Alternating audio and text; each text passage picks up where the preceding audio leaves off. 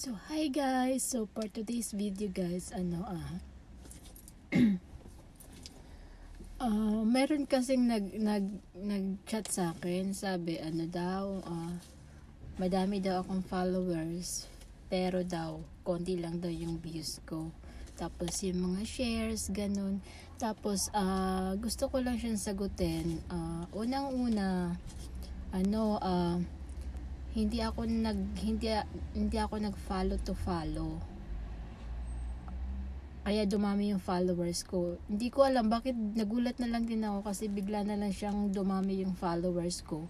Bigla siyang minsan sa isang araw, minsan 5k followers na dadagdag, ganun. Tapos meron kasi akong video na nagtrending, yung wine challenge namin ng asawa ko last year pa yun, so nagtrending siya. Tapos doon dumami yung followers ko. Tapos yung iba naman, yung sa Reels, nakikita mo kasi yun pag once na may mga followers na nanggagaling sa Reels, ganun. Tapos guys, yung mga nagsishare, tsaka hindi kasi ako yung nagsasabi na, guys, pa-share naman ako ng videos ko, ng gano'n, ng live ko. Hindi ako nagaganon. Basta masaya lang ako sa ginagawa ko, basta upload lang ako ng upload, gano'n. Hindi ko iniisip na kailangan kong kumita ng pera, gano'n. Hindi ako nag-upload para kumita ako ng pera. Basta masaya ako sa ginagawa ko. Tapos guys, hindi rin ako yung yung namimigay. Kasi mayroong iba kasi na namimigay sila ng GCash, ganun. Sige, i-share nyo to, ganyan. I-share nyo yung live ko, i-share nyo yung videos ko. Tapos mamimigay ako ng GCash, ganun. Hindi ako ganun guys. Hinayaan ko yun na kung gusto nila ako i-follow, kung gusto nila manood, hindi manood sila, diba? Kung hindi, okay lang din. Wala naman akong magagawa kung ayaw nila sa akin. Tapos guys, nung hindi pa nauso yung Reels, nagkaroon na ako ng ads sa Reels.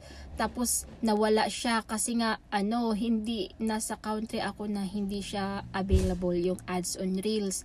Tapos yung stream ads, tas hinayaan ko lang yun kasi kung iba pa yun, baka nag-iiyak na yun sa social media na bakit wala yung ads on Reels ko. Hinayaan ko lang yun kasi nga hindi naman ako nag-vlog para hindi ba ako atat na kumita na dito.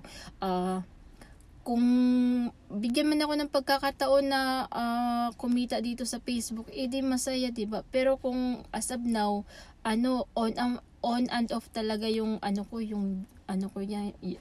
guys, yung ads ko.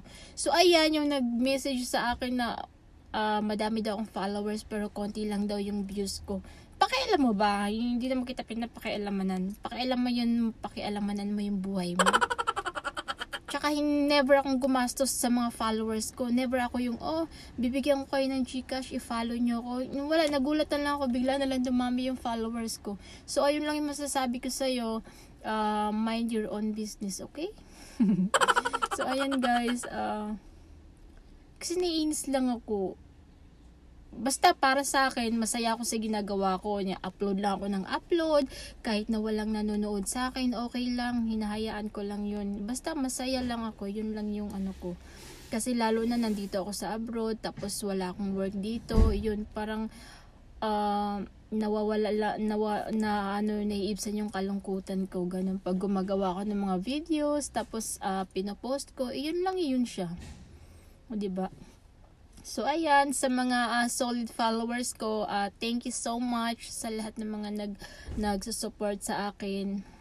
So, ayan guys, bye!